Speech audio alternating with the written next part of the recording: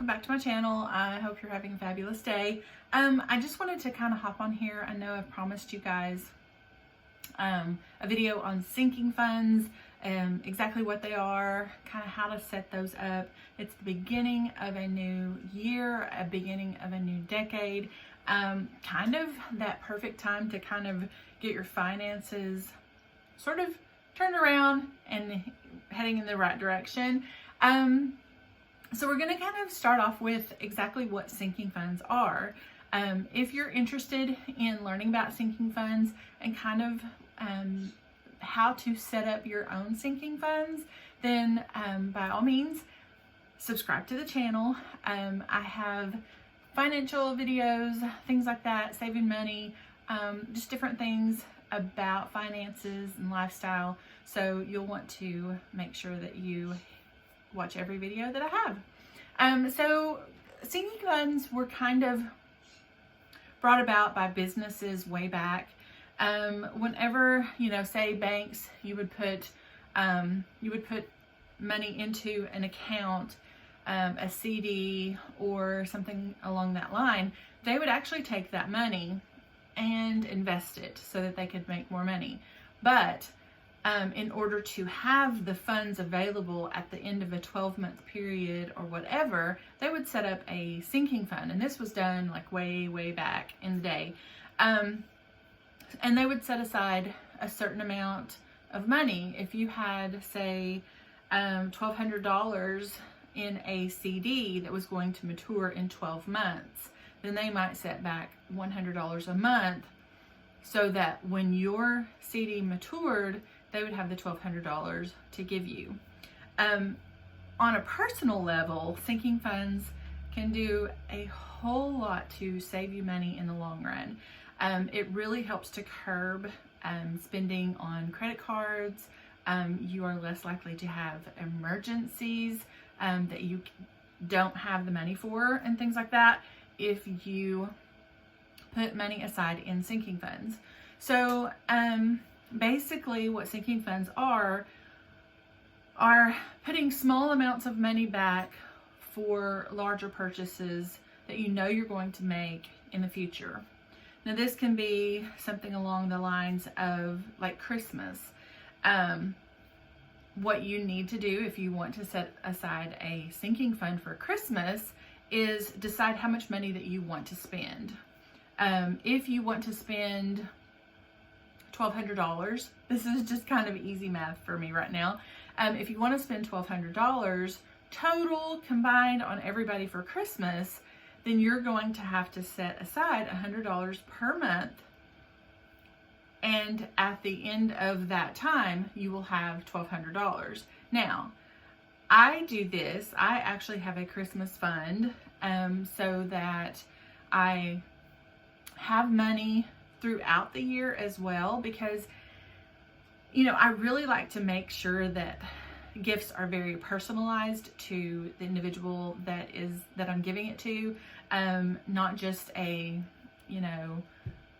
Joe Schmo gift basically to everybody. I like to make sure that I think about the personality of the person, what the person likes, different things like that. So if I find something, like my youngest daughter is into art. She loves to read. She just has a lot of different hobbies. So if I find something, say in actually even like March, April, really early in the year, that is a really good price and something that I know that she is going to either need to replenish something that she will run out of that she loves, or something that she has been wanting for a long time, and sometimes they go on clearance, or a really good sale, or you might have a sale and you have a coupon that you can use. So I actually have the funds available. January, I'm going to put $100 back. February, I'm going to put $100 back. So at the end of February, I've got $200. So in March, I'm going to put $100 back. But if I find something and say it's like $50, I have $300, which that I can spend, you know, out of that fund, and I'm getting a really, really good deal, and she's getting a great Christmas gift that she will absolutely love. So that's just one of the things. I actually have a cash breakdown, a cash envelope breakdown for my sinking funds that I've set up for the year. Basically what you'll need to do is kind of write down the things that you want to include in your sinking funds. Everybody has Christmas at the end of the year. Everybody, you know, is going to spend money on Christmas. And so if you just decide early in the year, the beginning of the year, how much you want to have to spend for Christmas, then you can divide that by 12, and you have how much money that you need to put back for Christmas purposes. So I also have a birthday fund. So I decide, you know, I have 4 kids. I decide how much I'm going to spend on them each. My husband, this also includes gifts for such as Valentine's Day, anniversary, things along that nature. So I decide how much that I will be spending throughout the 12 months, 2020. And then I divide that by 12. And in my case, I actually divide that by 24, so that because I put money aside 2 times per month. So for my birthday and gifts envelope, I have $25 twice a month, so $50 a month. You know, of course, I don't spend near as much on a birthday gift as I do, you know, Christmas gifts, because normally I give multiple Christmas gifts. I also have home improvement or repairs. There's always going to be repairs. And if you, you know, you may not be able to start out with anything more than $20 a month. That's $20 a month that at the end of 12 months, you will have $240. I believe that's right. My brain is just kind of on shutdown right now. But at the end of 12 months, you will have, like, if something, you know, if your refrigerator goes out, that's going to be money that you can put toward that. At a certain point, you can actually put back, I've got where I'm going to put back $150 a month or $75 twice a month. And so if something happens, you know, something happens with the plumbing, something happens with the refrigerator or the washer and dryer, or any appliance, anything, something electrical, anything like that, that will be what comes out of the home improvement / repairs. If we decide to put a new ceiling fan in, or kind of redo, we've been doing a little bit of remodeling, just as we can afford it. And so that's going to help us to be able to, you know, that's money that is actually set aside for those purposes. Pretty much, if you're, you know, an American, if you have a job, whatever, you have a vehicle, so you've got to be able to drive back and forth to work, things like that. You're gonna have repairs. You're gonna have to buy new tires. You're gonna have to get an oil change. You're gonna have, you know, different things like that.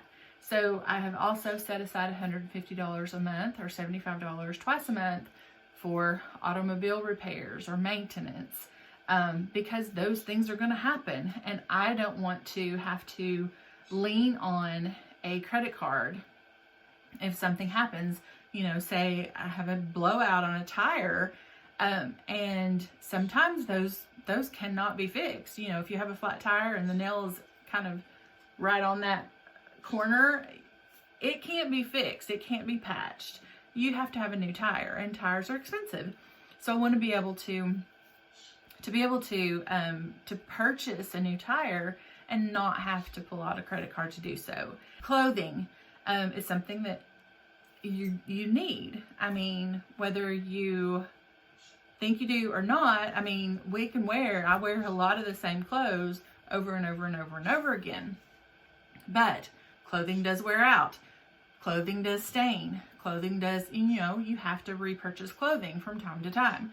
And so basically, figure out how much that you want to spend in a month on clothing, or at, a year, and then divide that by 12 or divide that by 24, and you've got how much that you should be putting back. Even if it's $5 twice a month, that's $10 a month. That's $120 at the end of a year, and $120, I mean, no, it doesn't go far, but it could replace a couple of pieces in your wardrobe that have worn out and can't be worn anymore. So, sinking funds are going to be different for everybody. Clothing might not be something that I don't buy a lot of clothing, but I do occasionally. So I want to be able to, if I have something that I need to go to and I need something that's a little nicer maybe than what I have, or something along that line, I want to be able to have that money set aside for that purpose so that I don't have to pull out a credit card and use a credit card. Another thing on my sinking funds are medical, dental, and vision, and pharmacy, of course. But anything, you're going to have to go to the doctor. You're going to get sick. You're going to, need prescriptions. You're going to need your eyes checked. You're going to need your teeth cleaned. You might need a filling, something along that line. So anytime that you have something that arises, if you actually have a cash envelope or anything that you can set aside money per month or twice a month to go to medical, dental, vision, pharmacy, then when things arise, again, you won't have to, pull out a credit card and purchase those things. Credit card interest rates are so expensive. I remember when, if you had really good credit, you could get a credit card with very, very, very low interest. Well, those days are pretty much gone. Even with good credit, a lot of times your percentage rate is, 12.99%, which, is not a lot compared to the 29, 34% that a lot of other credit cards will charge if your credit is not, in the extremely good or good category. So you have to think about things like that as well. Those are just some of, kind of a few of the sinking funds that I have. And you can set up sinking funds for pretty much anything. Like we have a termite contract that's once a year. It's $121 a year. If it's hard for me to come up with $121 a year at that time, then set back $5 twice a month. And at the end of the year, you got $120. You can reach in your pocket usually and pull out $1. So you can do pretty much anything.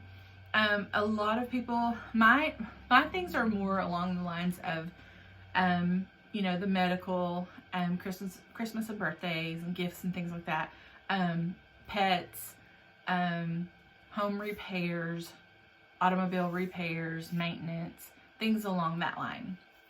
However, some sinking funds might be, you might want to have a sinking fund on automobile, where you set back, say, $500 to $1,000 a month so that you can purchase outright an automobile when yours needs to be replaced. So that is kind of another definition of sinking funds, is actually putting back small amounts of money for not only just saving for things that are going to happen, but for wasting assets. Your car is going to give out, your washing machine is going to give out, your refrigerator at some point is going to give out, air conditioning, everything is it's going to get old and it's going to quit working, and so you're going to have to replace it. But some sinking funds might be vacation, where you want to take a vacation to Hawaii. It's going to cost you $5,000, and you want to do this in the next 24 months. So you figure $5,000 divided by 24, and that's how much you need to be putting in that vacation fund every month. I hope this has given you guys something to think about.